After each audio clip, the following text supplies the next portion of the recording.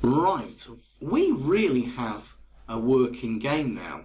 The problem, of course, is that, as you can see up in the corner here, my lives are currently at -4.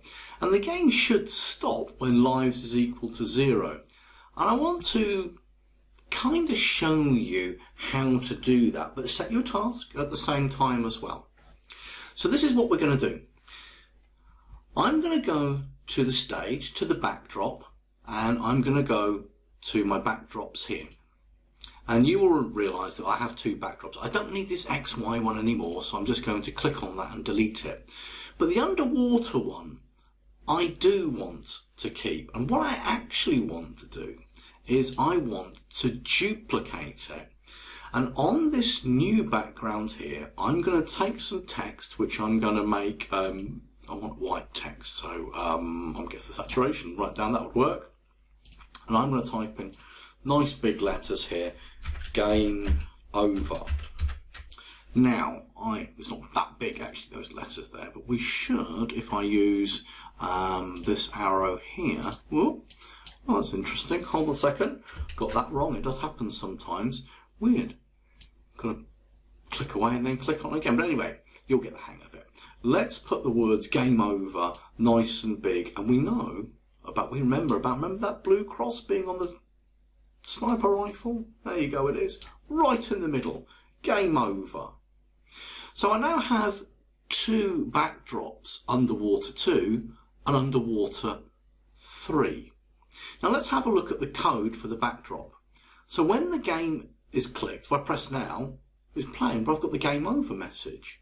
Well, quite clearly, what I want to do is when the game is clicked, I need to, in looks, switch backdrop to, well, do you know what, let's just do this, underwater 2. So now, here's the right backdrop. But, let's stop the game.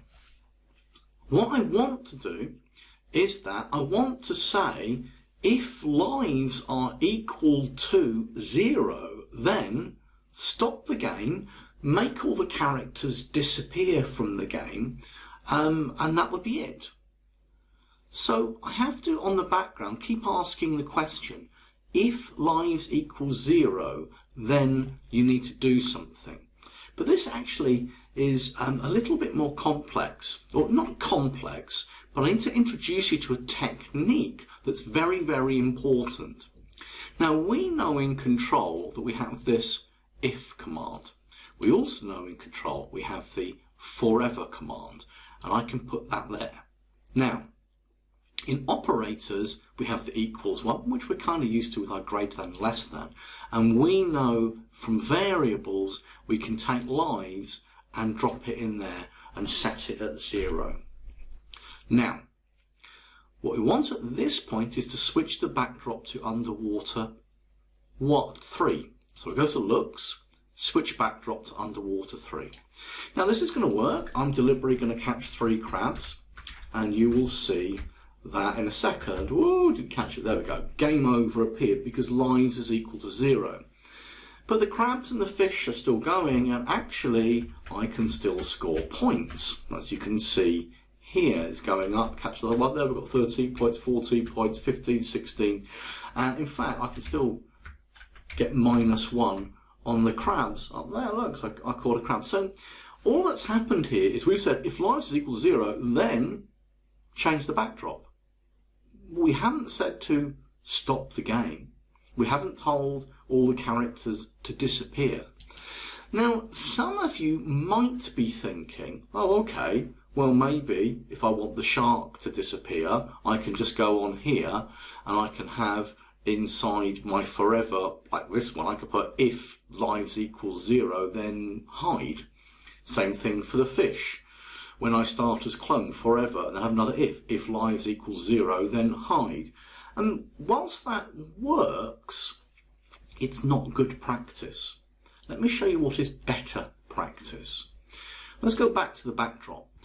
If lives is equal to 0, then I switch the backdrop. But what I also want to do is basically broadcast a message, shout out, lives is 0.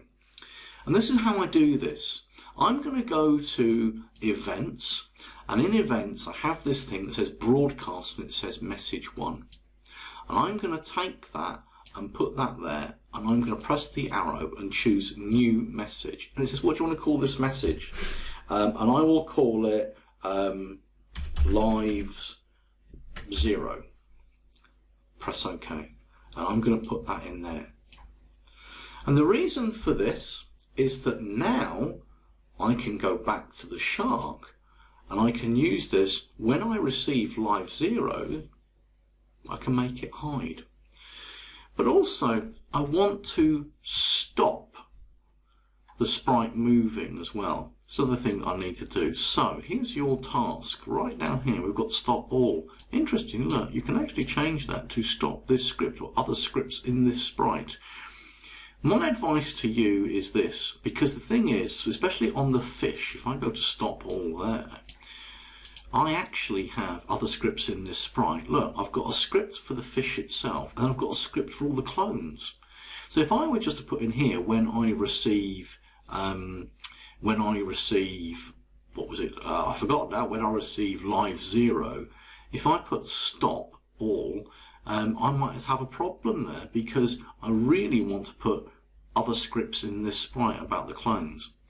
Now, that's your task. Your task is to set this up so that when the game finishes, when lives are equal to 0, you can copy this bit, but you want the shark, the fish and the crabs to stop and to disappear. Okay, so that's your task.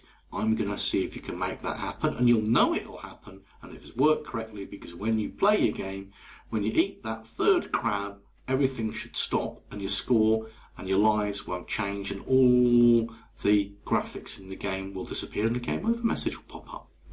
See if you can make it happen.